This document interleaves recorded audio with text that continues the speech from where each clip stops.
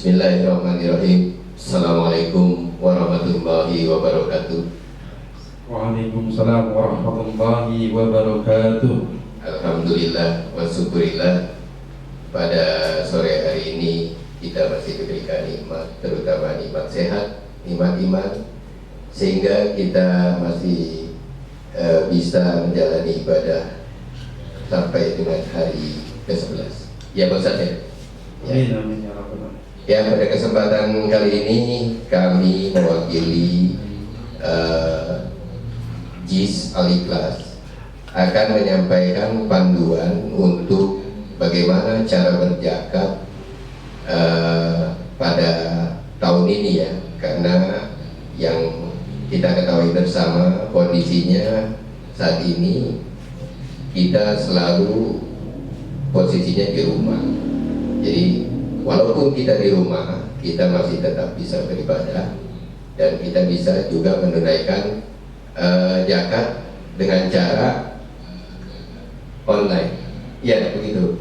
Nah, namun sebelum panduan itu kita sampaikan, mungkin untuk mengingatkan kembali apa yang menjadi ilmu bahwa zakat itu penting, terutama zakat fitrah. Mari kita dengarkan dulu apa yang akan disampaikan oleh narasumber kami di sini. Alhamdulillah, Bapak Ustadz Abdurrahim Aziz akan menyampaikan beberapa ilmu tentang bagaimana berzakat, lalu bagaimana membayar fidyah, dan bagaimana menghitung zakat mal. Baik, silakan Pak Ustadz. Terima kasih atas waktunya Pak Haji. Bismillahirrahmanirrahim. Assalamualaikum warahmatullahi wabarakatuh. Waalaikumsalam warahmatullahi wabarakatuh. Alhamdulillahi rabbil alamin. Nahmaduhu wa nasta'inuhu wa nastaghfiruh. Wa na'udzu billahi min sururi a'malina. Man yahdihillahu fala mudilla lahu wa man yudlil fala hadiya lahu. A'udzu billahi minasyaitonir rajim. Bismillahirrahmanirrahim. Khudh min amwalihim shadaqatan tutahhiruhum wa tuzakkihim biha. Wa a'udzu billahi minasyaitonir rajim. Wa aqimus shalah wa atuz zakah warka'u ma'ar raki'in. Hadis Nabi diriwayatkan dari muttafaqun alaih. Buniyal Islamu ala khamsin. Syahadatun an la ilaha illallah wa anna Muhammadar Rasulullah, wa iqamus salat, wa ita'iz zakah, wal haji, wa shaum Ramadan. Muttafaqun alaih. Puji syukur kehadirat Allah Subhanahu wa taala yang telah memberikan kenikmatan yang luar biasa, khususnya pada hari ini.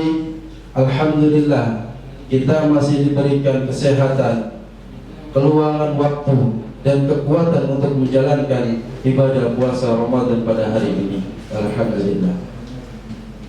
Salawat serta salam tetap tercurahkan kepada baginda kita Muhammad sallallahu alaihi wasallam. Sebagaimana Nabi Muhammad adalah tuntunan kita yang kita selalu panjatkan salawatnya, sehingga kita mudah-mudahan kita mendapatkan syafaatul uzma di yaumil akhir. Amin amin ya rabbal alamin.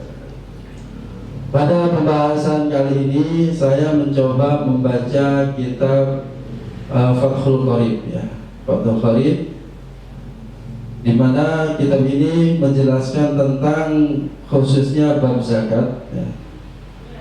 Yang akan dibahas yaitu yang pertama zakat ya. Zakat mal dan zakat apa saja yang wajib dizakati.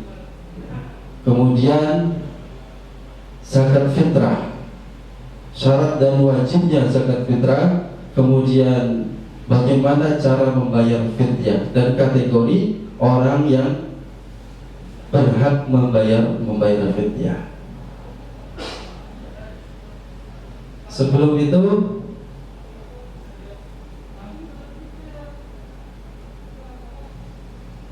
kewajiban zakat. Bagaimana pentingnya wajibnya zakat? Dikatakan oleh Syekh Muhyiddin An-Nawawi, wujub az-zakati ma'lumin min dinillahi ta'ala daruratan, faman jahada wujubiha faqad kataballahu wa rasuluh sallallahu alaihi wasallam fa hukmuhu bi kufrihi. Nah, bagaimana pentingnya wajibnya zakat ini adalah ajaran agama Allah Subhanahu wa taala yang telah kita ketahui jelas sebagai syariat, ya. Jelas kita yakini dan kita pastikan itu adalah syariatnya Allah Subhanahu wa taala. Barang siapa yang mengingkarinya, maka ia akan dihukumi kufur. Na'udzubillah wa na'udzubillah min dzalik. Menurut Imam Muhyiddin An-Nawawi. Bagaimana pentingnya zakat, ya? Kemudian apa sih hikmah daripada zakat tersebut? Hikmah bagi orang yang mengeluarkan zakat atau hikmah bagi orang yang menerima zakat. Apakah orang yang mengeluarkan zakat sehingga hartanya itu habis, atau orang yang menerima zakat sehingga bertambah zakatnya? Perlu diketahui, zakat menurut bahasa adalah an-nama'ah. Zakat menurut bahasa itu adalah an-nama'ah atau aiziyadah, tambahan.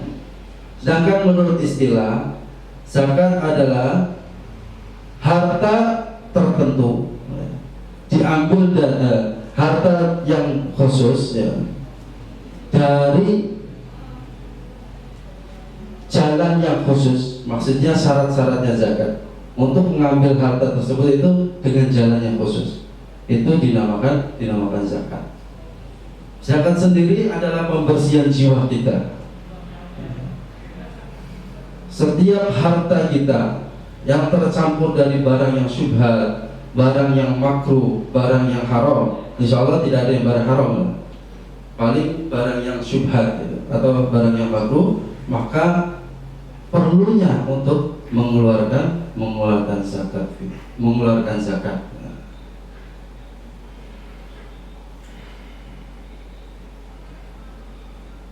Kemudian zakat ini bermacam-macam, anwa'iz zakat. Wajibnya zakat itu ada 5 perkara secara globalnya, kan? Yang pertama zakatul mawashi. Zakatul mawashi itu adalah zakat hewan ternak. Nah, di sini terkhusus hewan ternak yang tertentu. Yang pertama itu adalah unta, yang kedua adalah kambing, yang ketiga adalah sapi. Jadi tidak semua hewan ternak itu kena kewajiban zakat. Jadi seperti kuda itu tidak terkena wajib zakat. Hanya tiga hewan ternak saja, unta, kambing, dan sapi. Kemudian zakatul thamar. Zakat thamar ini adalah perhiasan. Perhiasan tersebut tertentu pada dhahab wal fiddah, emas dan perak. Kemudian macam yang ketiga yaitu zakatut tijarah, zakat perdagangan atau zakat harta perdagangan kita. Kemudian yang selanjutnya yaitu hasil pertanian. Nah, hasil pertanian ini khusus yang dikuatin, khusus pertanian makanan pokok yang dijadikan sebagai makanan pokok seperti padi, seperti beras, kemudian jagung dan gandum. Selain daripada itu tidak terkena wajib zakat. Kemudian yang kelima yaitu zakat hasil thimar, buah-buahan. Nah, di kitab ini tertentu pada anggur dan kurma saja yang terkena wajib zakat.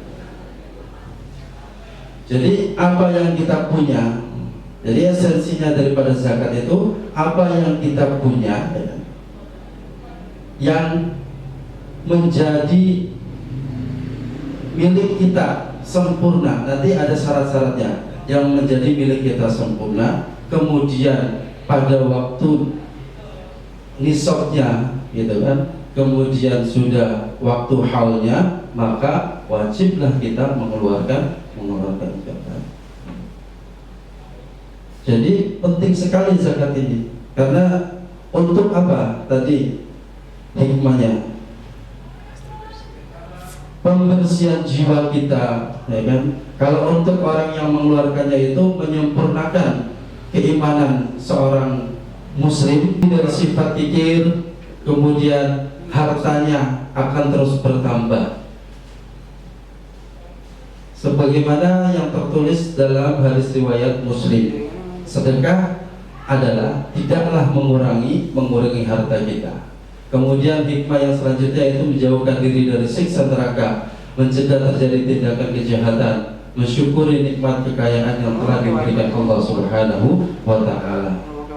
Kemudian hikmah zakat bagi yang menerimanya, pastinya adalah meringankan beban ekonomi orang yang menerima zakat, adalah tanda jalinan silaturahim kita, kemudian menghindarkan dari perbuatan yang jahat,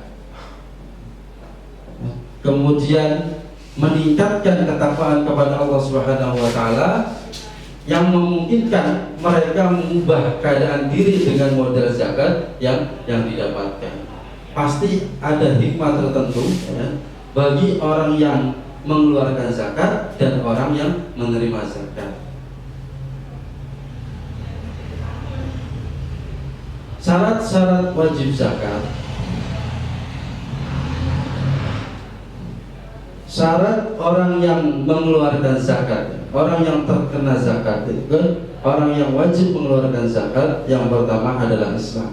Pastinya Islam. Kalau orang non muslim tidak terkena taklif zakat. Kemudian hurriyah. Kalau zaman dahulu masih ada namanya perbudakan. Insya Allah kalau zaman sekarang tidak ada yang namanya hurriyah ataupun abid, hamba sahaya. Yang kedua namanya syarat yang selanjutnya itu merdeka. Ini mungkin pada zaman sekarang tidak berlaku.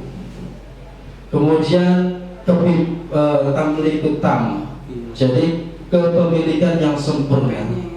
Harta yang kita punya, contoh misalkan saya punya sawah 1 hektar, kemudian dari sawah ini benar-benar mempunyai kita yang mempunyainya, tidak ada harta orang lain, modal orang lain gitu ya, atau masih terhutang, maka dari kepemilikan yang sempurna ini wajiblah zakat kita. Kemudian ada yang namanya nisab, takaran. Nisab itu ukuran ketika emas tadi udah mencapai 98 gram, maka terkenalah wajib zakat. Kemudian ketika hasil panen melebihi daripada 700 ya, 760 kilo, maka terkenalah wajib zakat. Kemudian syarat yang selanjutnya yaitu haul. Haul itu adalah masa waktu tunggu 1 tahun. Masa waktu tunggu 1 tahun. Jadi ketika harta yang kita miliki belum sampai 1 tahun, itu ada kebutuhan terjual ataupun kalau tanamannya kita rusak, sehingga itu tidak mewajibkan zakat. Tapi tidak boleh dikailah. Dikailah itu tidak boleh diakalin ya. Karena wa makarullah khairul makirin. Kita supaya tidak terkena zakat, ketika mencapai 1 tahun, dijuallah rumah kita atau dijuallah harta pertanian kita. Itu adalah mengakali hukumnya Allah. Pasti ada akibatnya, pasti ada azabnya. Kemudian yang selanjutnya yaitu kalau itu hewan ternak itu memakan makanan yang halal pastinya. Jadi kalau di kampung-kampung atau di zaman dahulu itu kita punya kambing itu di angon. Nah di angonnya itu di tanah yang halal, artinya tanah kita miliki, bukan kebun orang gitu, atau bukan tanah yang syubhat, sehingga murnilah kewajiban zakat kita.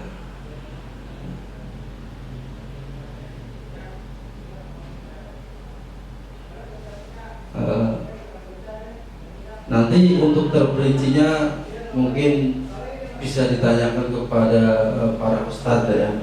Kalau saya kan bukan ustadz, Pak.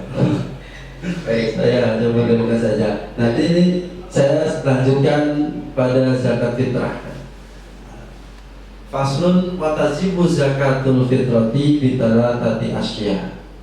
Al-Islam wa bi ghurubi syamsi min akhir yaumin syahri Ramadan. Wa wujudul fadli an qutihi wa quti iyalihi fi dzalikal yaum. Jadi zakat fitrah itu wajib bagi setiap individu manusia yang sudah bagi setiap individu manusia yang terpenuhi 3 syarat. Yang pertama yaitu Islam. Yang kedua, ghurubi syamsi min akhiri yaumin syahr Ramadan. Ketika ada orang melahirkan pada akhir bulan Ramadan, masih dalam bulan Ramadan, maka bayi itu terkena kewajiban zakat juga.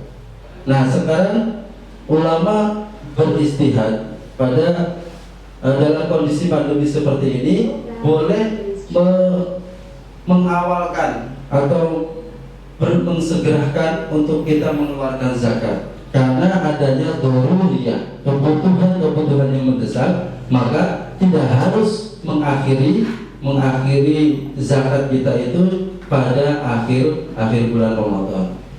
Kemudian yang kedua syaratnya yaitu wujudul fadli angkutihi wa quti iyalihi fi dzalikal yaum. Orang itu mampu untuk makan hari ini dan berlebih untuk makan esok hari. Insya Allah kita semua itu seperti itu. Artinya hari ini insya Allah kita bisa makan dan besok hari keluarganya itu bisa makan, maka terkena kewajiban zakat. Atau pada hari ini semuanya kita kondisikan bisa makan semua, maka terkena kewajiban zakat itu. Nah, itulah zakat fitri. Wa yuzakki an nafsihi wa amman talzamahu nafaqatuhu minal muslimin so'an min quti baladihi wa qadruhu khamsatu artalin wa thuluthun bil iraq. Jadi seseorang wajib membayar zakat untuk dirinya. Zakat fitrah itu untuk dirinya dan untuk keluarganya. Keluarganya itu siapa aja. Jadi ketika ada orang yang sudah menjadi tanggungan kita, walaupun bukan anak kandung kita, saudara kita, tetapi menjadi tanggungan kita, maka itu termasuk keluarganya yang menjadi tanggungannya. Kemudian mengeluarkannya sebesar 1 sok. 1 sok itu ukuran 5,3 kati bangsa Irak, ya sekitar standar kita 2,5 kilo ya, 2,5 kilo. 3 liter. 3,5 liter ya? 3,5 liter. Jadi kewajiban zakat itu mempunyai, makanya dikatakan secara istilah zakat itu adalah harta yang khusus, kemudian dilakukan dengan jalan yang khusus, kemudian diberikan atau ditasarrufkan kepada golongan yang khusus. Golongan-golongan yang khusus yang menerima zakat itu ada 8 asnaf yang sudah kita ketahui, yang ada dalam Al-Quran. Orang yang berhak menerima zakat itu kan khamsatu la yazulu dafuha ilaihim. Orang yang berhak menerima zakat, sekarang orang yang tidak berhak menerima zakat siapa saja? Wa khamsatu la yajuzu dafuha ilaihim. Ada 5 golongan orang yang tidak wajib menerima zakat, tidak berhak menerima zakat. Al-ghaniyyu bimalin aw kasbin. Yang pertama orang kaya yang mempunyai harta dan penghasilan. Wal abdu kemudian hamba sahaya, zaman dahulu lagi nih, hamba sahaya. Kemudian wa Banu Hashim wa Banu Muthalib, anak turunannya Nabi Muhammad atau para habib itu tidak berhak untuk menerima zakat. Karena zakat tadi adalah pensucian diri jiwa kita. Berarti kan sesuatu yang disucikan itu adalah sesuatu yang kotor. Zakat itu ibaratnya sesuatu yang kotor yang telah kita keluarkan. Maka orang-orang mulia tadi seperti Banu Hashim dan Banu Muthalib itu tidak berhak menerima zakat karena kemuliaannya beliau. Wa man talzamul muzakkina fatul la yatwa ilaihim bismil fuqara'i wal masakin. Kemudian ketika orang meninggalkan puasa dengan tanpa udzur, bila udhri dengan tanpa udzur, maka wajib orang tersebut mengqadainya. Wajib untuk mengqadainya. Ayyam ma'dudat. Faman kana minkum maridun aw ala safarin fa iddatun min ayyamin ukhra. Jadi orang yang telah meninggalkan puasanya maka harus diganti pada hari-hari selanjutnya atau pada bulan-bulan selanjutnya. Kemudian bagaimana orang yang sudah lemah, ketika ada orang yang tua yang tidak mampu lagi untuk berpuasa, gitu kan? Atau orang yang meninggalkannya karena menyusui atau hamil. Maka orang-orang yang seperti itu diwajibkan membayar fidyah. Fa fidyatun ta'amu miskin, faman tatawwa'a khairan fa huwa khairul lah wa an tasumu khairul lakum in kuntum ta'lamun. Jadi orang-orang yang tadi lemah, yang sudah tua, yang tidak mampu untuk lagi berpuasa, untuk mengqadai puasanya, kemudian orang yang sedang menyusui akan takut terhadap kesehatan anaknya, kemudian orang hamil yang takut akan janinnya, maka orang tersebut boleh untuk tidak berpuasa dan wajib membayar fidyah. Membayar fidyah tadi kalau takarnya itu satu mud itu 2 telapak Rasulullah, ya sekitar 2,5 kilo sama. Atau para ulama beristihad, jadi meninggalkannya itu diganti dengan apabila dia makan seharga yang ia makan, kemudian dikali dengan puasa bilangan puasa yang ia tinggalkan. Jadi adalah pilihan, ya, bukan pilihan, maksud faman tatawwa khairan fa huwa khairul lahu an tasumu khairul lakum in kuntum ta'lamun. Jadi orang-orang yang tertentu saja, gitu ya. Sedangkan orang yang mampu ketika dalam perjalanan safar, gitu kan, ketika sakit, lebih baik mengqadainya, lebih baik mengqada puasanya. Mungkin sekian dari saya. Mohon maaf bila ada kesalahan, kekurangan pahaman, itu datangnya dari saya, dan apabila ada kebenaran dan kecocokan itu datangnya dari Allah Subhanahu wa taala. Mohon ampun, wallahu muwaffiq ila aqwamit thoriq. Wassalamualaikum warahmatullahi wabarakatuh. Waalaikumsalam warahmatullahi wabarakatuh. Alhamdulillah, barakallah. Mudah-mudahan itu menjadi ilmu buat kita semua dalam berzakat tadi, ya. Lalu selanjutnya kami akan sampaikan informasi yang akan kami lakukan bagaimana penerimaan zakat tahun ini di dalam kondisi pandemi ini, posisi kita PSBB. Maka dari JIS Al-Ikhlas itu memberikan tiga opsi, tiga kesempatan. Yang pertama, apabila dengan cash itu, kalau cash bisa seperti biasa langsung. Karena kondisi masjid kita itu tutup, maka pos yang dijadikan untuk pembayaran zakat adalah BMT Al-Ikhlas.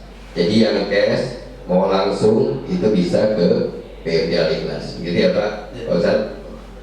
Jadi Pak Ustadz dulu sekarang nih. Selanjutnya ya. Untuk yang cash waktunya. Oh iya. Untuk yang cash waktunya BMT jam berapa? Habis asar ya. Ya. Jadi insya Allah yang cash akan difasilitasi oleh pihak BMT Al-Ikhlas itu pada asar sampai jam buka puasa malam. Sampai malam sampai terawih ya. Jadi yang pembayaran langsung melalui cash bisa datang langsung ke BMT, itu waktunya dari pada asar sampai dengan waktu terawih. Alhamdulillah. Dan untuk yang tidak melakukan dengan cash, maka kita berikan kesempatan untuk transfer. Lalu bagaimana cara mendaftarkannya? Nanti ada dua macam pendaftaran. Yang pertama adalah melalui form yang akan disampaikan melalui WA ya, melalui WA group. Lalu WA itu dikirimkan ke nomornya Pak Dwi ya. Nanti di situ ada nama Pak Dwi, kami berikan untuk bukti konfirmasinya. Dan selanjutnya akan kami layangkan juga dengan metode aplikasi Google Form ya. Google Form nanti Bapak Ibu di rumah tinggal klik aja, lalu nanti intinya harus nyambung internet ya, harus nyambung internet, harus ada kuotanya, sehingga Google Form itu akan terbuka. Nah di sana tinggal langsung mengisi saja apa-apa yang akan ditunaikan, ada zakat, zakat fitrah, fidyah, zakat mal dan lain-lain. Mungkin itu yang bisa kami sampaikan informasi bagaimana menyikapi penerimaan zakat fitrah melalui BMT Al-Ikhlas dan melalui online ya. Jadi yang online ada dua, melalui WA dan melalui Google Form ya. Ini ada lagi. Hari ini dibuka ya? Mulai dibuka hari ini ya. Alhamdulillah hari ini apa hari Rabu? Hari ini hari Rabu besok ya. Ya mungkin kita pastikan saja hari Rabu penerimaan zakat Al-Ikhlas sudah mulai dibuka. Insya Allah nanti sore dari tim JIS akan memberikan informasinya baik melalui WA maupun melalui media lain seperti email dan sebagainya ya. Mungkin itu yang bisa diinformasikan kepada seluruh jamaah Ikhlas. Mudah-mudahan kita diberikan kesehatan, kemudahan agar kita selalu tetap istiqomah menjalankan ibadah-ibadah di bulan Ramadan tahun ini ya. Lebih kurangnya mohon maaf. Billahi taufiq wal hidayah. Wassalamualaikum warahmatullahi wabarakatuh.